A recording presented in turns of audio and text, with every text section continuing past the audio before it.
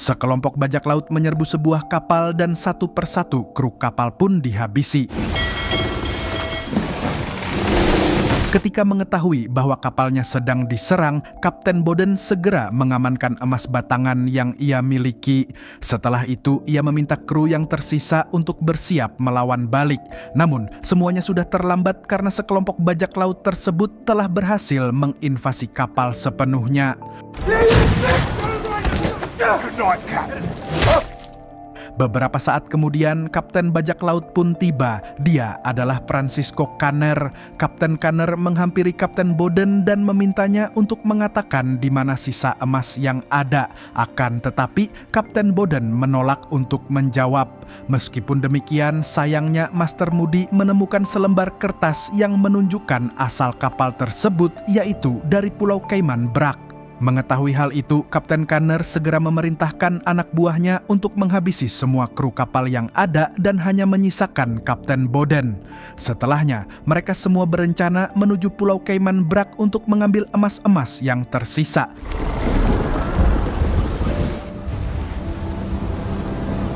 Sementara itu, di Pulau Cayman Brac, kehidupan di sana berjalan begitu damai. Akan tetapi, penduduk pulau sedang menunggu kedatangan Kapten Boden dan kru kapal lainnya yang sudah beberapa hari belum kembali.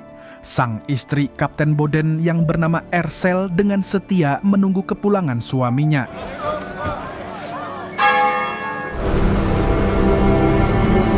Hari demi hari pun dilewati hingga 2 bulan kemudian sang suami masih belum kembali.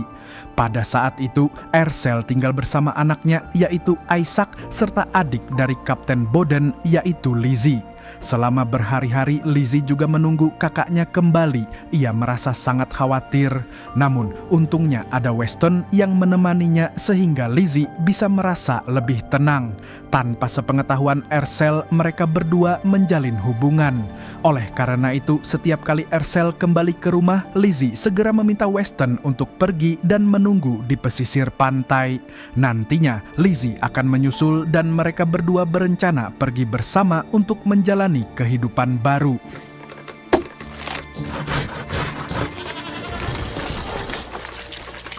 Di saat yang sama, Ercel menemui Isaac yang memiliki keterbatasan pada kakinya. Ia senantiasa mencoba meyakinkan Isaac bahwa ayahnya pasti akan kembali. He will come home. He always does. Morning, Estelle. Setelah itu, Ercel menemui Lizzie yang terlihat mencurigakan. Ercel pun meminta Lizzie untuk tidak terlibat dalam jalinan kasih terlebih dahulu. Namun, Lizzie menolak permintaan tersebut. Menurut Lizzie, ia sudah menghabiskan sebagian besar waktunya di pulau ini dan ingin pergi keluar untuk berpetualang. So bad that I long to see the sunrise from another shore just... Sehari-hari, Ercel berjuang untuk memastikan keluarga kecilnya bisa makan enak dan hidup dengan damai sambil terus menunggu kedatangan suaminya. Pada malam harinya, Ercel membacakan kisah bajak laut kepada Isaac untuk menemaninya tidur. Selain itu, ia juga memberikan Isaac sebuah belati sebagai hadiah ulang tahunnya yang jatuh pada esok hari. Sementara itu, Lizzie sedang menulis sebuah surat untuk ia tinggalkan. Di sisi lain, Weston sedang menunggu kedatangannya di pesisir pantai. Namun, secara tiba-tiba sekelompok orang asing mendatanginya dan menghabisinya. Keesokan harinya pun tiba. Lizzie yang sudah selesai berkemas mulai bergerak meninggalkan rumah dan berniat kabur bersama Weston. Pada saat yang sama, Ercel mencari keberadaannya. Namun, ia dikejutkan oleh kehadiran beberapa orang yang berada di sekitar rumahnya. Tanpa berpikir lama, Ercel membangunkan Isaac untuk mengamankan diri. Selain itu, ia juga mengambil senjata untuk bersiap-siap. Setelah memastikan anaknya aman, Ercel memberi peringatan kepada orang-orang di luar bahwa ia tidak ingin memiliki masalah dengan siapapun. Akan tetapi peringatannya diabaikan. 3 pria menerobos masuk ke rumahnya sehingga Ercel terpaksa melakukan pertahanan diri. Walaupun demikian, mereka berhasil membuat Ercel tak berdaya. Kemudian, salah satu dari mereka meminta Ercel untuk menunjukkan di mana harta miliknya disimpan. Saat Ercel memberitahu lokasinya, pria itu marah karena yang ia cari bukan uang recehan melainkan emas batangan. Akan tetapi, Ercel tetap tidak mau mengaku. Sebaliknya, ia kembali melakukan perlawanan. Karena kesulitan memaksa Ercel mengakui keberadaan emas tersebut, salah satu pria pergi ke pesisir untuk menunggu kedatangan Kapten Kanner. Kemudian, pagi hari pun tiba. Setelah berlayar lebih dari 2 bulan, akhirnya Kapten Kanner sampai di Pulau Cayman Brac. Kedatangannya langsung diketahui oleh pemimpin suku di pulau itu, yaitu Kastot. Setelah itu, Kastot segera mendatangi Kapten Kanner dan memperingatkannya bahwa di pulau ini setiap orang harus memiliki izin. Oleh sebab itu, Kastot meminta surat izin kepada Kapten Kanner. Captain Francisco Connor. Sementara itu, di sisi lain pulau, Lizzie pergi untuk menemui Weston. Namun, yang ia temukan adalah tubuh Weston yang sudah tidak bernyawa. Kembali lagi kepada Kapten Kanner yang saat itu masih bersama Kastot, Kapten Kanner dengan tenang mengatakan bahwa ia bukanlah kapten biasa, melainkan seorang kapten bajak laut. Mendengar hal itu, Kastot pun sadar bahwa orang yang berdiri di hadapannya adalah Kapten Francisco Connor yang merupakan buronan kerajaan Inggris. Sea Rubber. Warhound. Where is the wife of T.H. Bowden? Kedatangan Kapten Kanner ke pulau ini hanya memiliki satu tujuan, yaitu mencari emas yang disinyalir disembunyikan oleh istri Kapten Bowden, yakni Ercel. Ketika menyadari bahwa rakyatnya berada dalam bahaya, Kastot segera memberi tanda kepada Bradley untuk mengamankan orang-orang.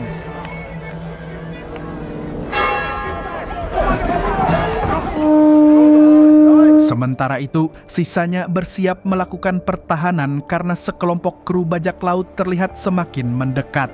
Kastot kemudian meminta Kapten Kanner untuk memerintahkan anak buahnya agar tidak mendekat ke pulau. Namun, peringatan tersebut diabaikan sehingga baku tembak antara penduduk Pulau Cayman melawan para bajak laut pun tak terelakkan.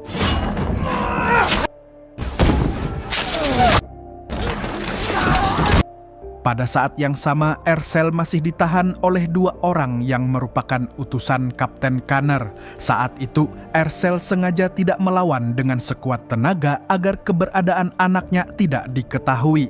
Akan tetapi, salah satu dari mereka berhasil menemukan Isaac. Oleh karena itu, mau tidak mau, Ercel pun menunjukkan siapa dirinya yang sebenarnya. Ia menghajar 2 pria itu dengan brutal dan tanpa ampun. Sejak awal Ercel memang menahan diri, tetapi demi melindungi anaknya, ia tidak lagi segan untuk menghabisi siapapun yang memberi ancaman. Sementara itu, penduduk pulau terus melakukan pertahanan diri dengan melawan Kapten Kanner. Sayangnya, satu persatu dari mereka justru dihabisi oleh Kapten Kanner seorang diri. Setelah itu, anak buahnya berhasil mendarat dan sampai di pulau. Di saat yang sama, Lizzie yang menyaksikan kedatangan mereka segera bersembunyi. Kemudian, Master Moody memerintahkan para kru untuk berpencar dan menghabisi siapapun yang berada di luar rumah. Di sisi lain, Kapten Kanner memaksa Kastot untuk memberitahunya letak sinyal api darurat.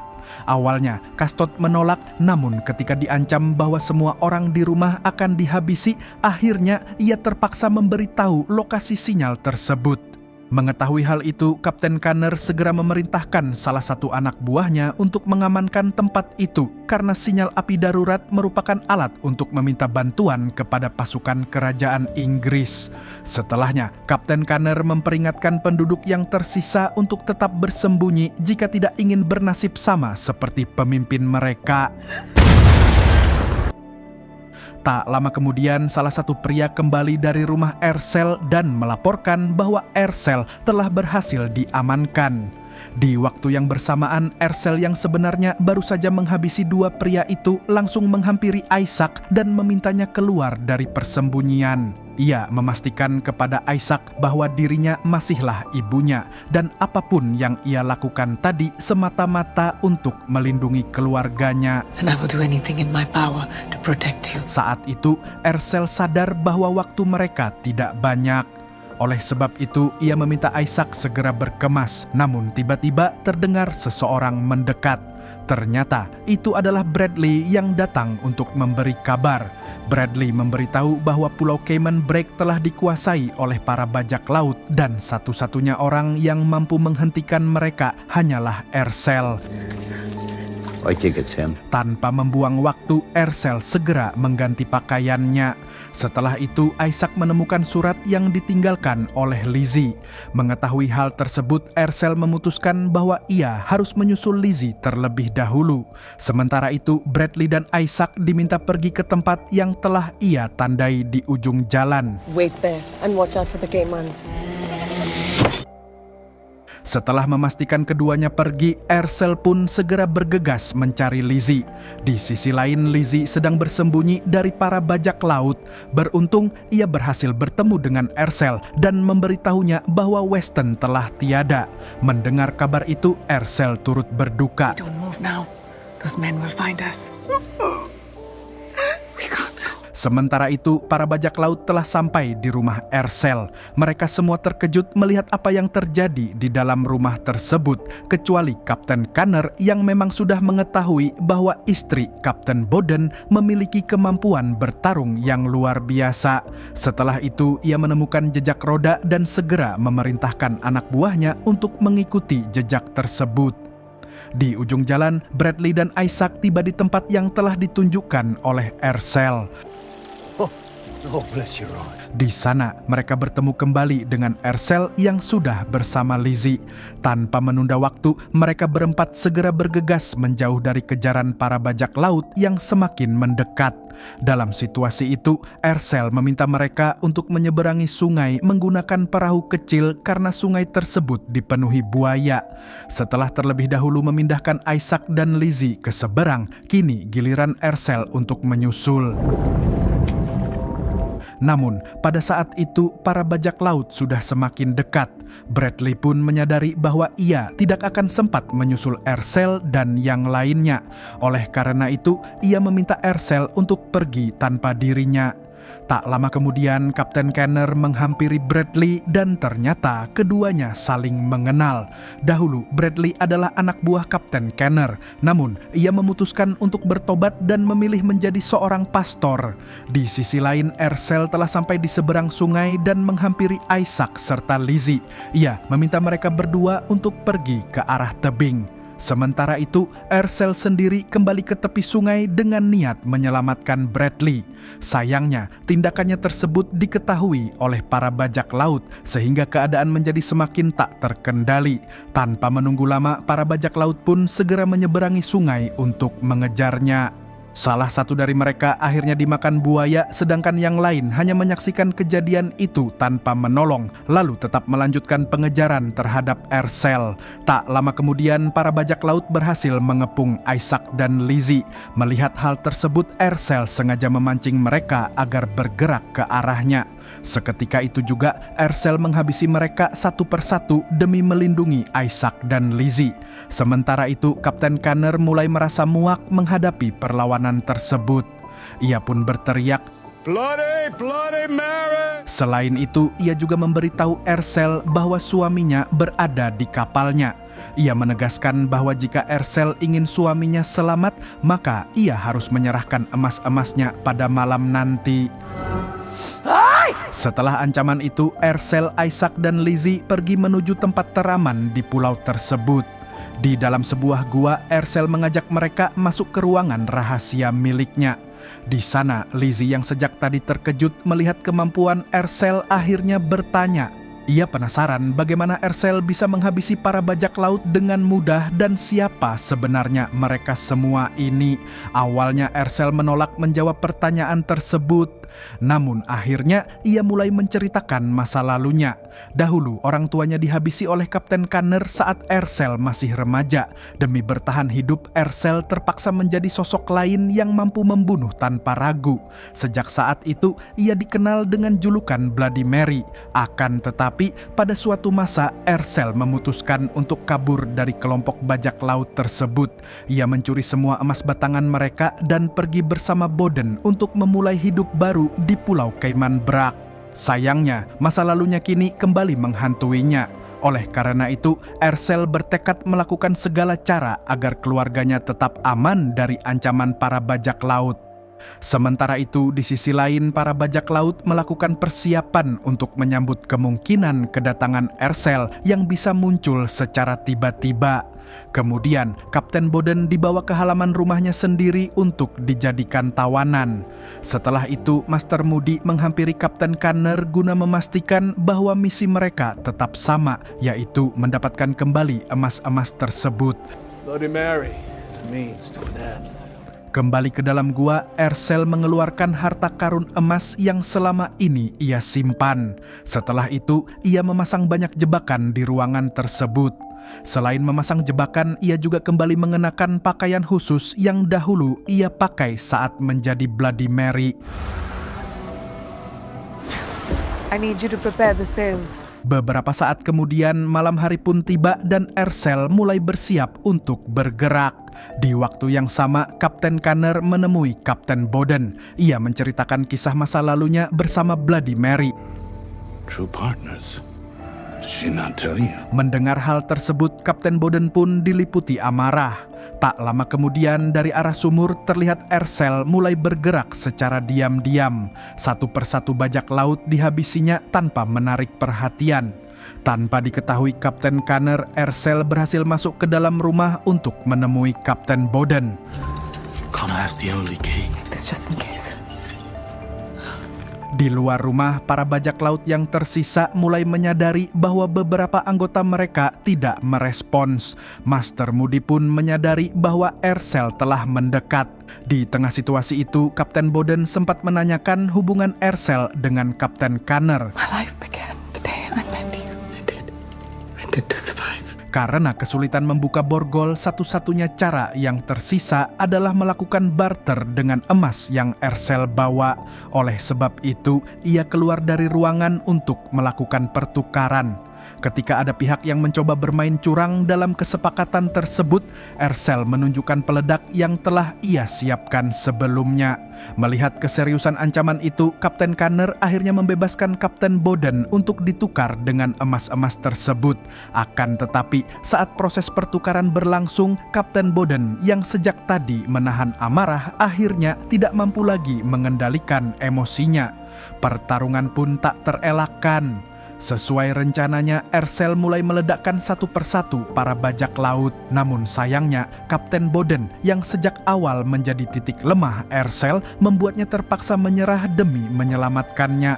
Akan tetapi, Kapten Kanner tidak menunjukkan belas kasihan. Ia justru menghabisi Kapten Boden tepat di hadapan Ercel. Melihat suaminya dibunuh di depan matanya, Ercel pun melancarkan serangan terakhirnya. Ledakan dari emas-emas tersebut menghabisi sebagian besar bajak laut yang tersisa. Sementara itu, Ercel berhasil menyelamatkan diri dengan menjatuhkan dirinya ke dalam sumur. Di dalam sumur tersebut terdapat pintu rahasia yang menuju ruangan tempat Isaac dan Lizzie menunggunya. Di sisi lain, Master Moody murka karena Kapten Kanner telah melanggar misi mereka hingga menyebabkan banyak bajak laut tewas. Perdebatan pun terjadi antara Kapten Kanner dan Master Moody. Namun pada akhirnya Master Moody dihabisi oleh Kapten Kanner sebagai peringatan bahwa siapapun yang berani melawannya akan menerima nasib yang sama. Kapten Kanner kemudian memberitahu para bajak laut yang tersisa bahwa misi mereka yang sesungguhnya bukan sekadar merebut emas, melainkan menangkap Bloody Mary dan menyerahkannya kepada kerajaan Inggris. Sebagai imbalannya, seluruh catatan kriminal mereka akan dihapus oleh pengadilan. All our sins washed away in a court of law. Mendengar penjelasan tersebut, para bajak laut yang tersisa pun bersedia mengikuti perintah Kapten Kanner. Di sisi lain, Ercel sedang diobati oleh Lizzie karena ia terluka dalam pertarungan sebelumnya. I failed you. Di dalam ruangan rahasia yang seluruh seluk-beluknya telah dikuasai oleh Ercel, mereka merencanakan untuk membuat para bajak laut binasa. Selain itu, mereka juga harus menunggu hingga pagi tiba untuk menyalakan sinyal api darurat sebagai tanda permintaan bantuan. Dengan persiapan yang matang, ketiganya bekerja sama dan saling melindungi satu sama lain. Tak lama kemudian, Kapten Kanner dan anak buahnya tiba di tempat tersebut. Namun, satu persatu dari mereka berhasil dikalahkan. Sementara itu, di sisi lain, Lizzie dan Isaac dikejar oleh salah satu bajak laut. Beruntung, Lizzie berhasil menembakkan busur ke arahnya dan menjatuhkannya. Ternyata, pria itulah yang telah menghabisi Weston. Di waktu yang bersamaan, Ercel berhasil mengalahkan seluruh bajak laut yang tersisa sehingga hanya Kapten Kanner yang masih hidup.